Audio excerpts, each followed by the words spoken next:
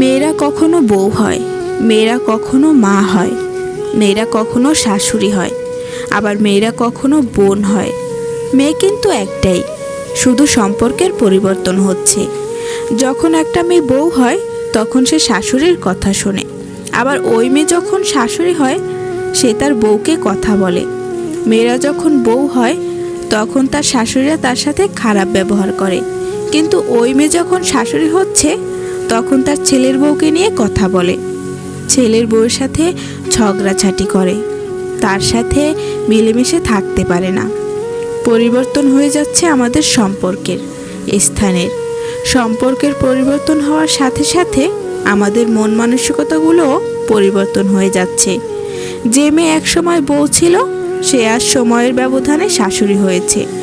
এখন যদি ওই শাশুড়ি ভাবে আমি যখন বউ ছিলাম তখন আমার শাশুড়ি অত্যাচার করেছে, আমাকে নানান কথা বলেছে, কিন্তু আমার কোনো দোষ ছিল না।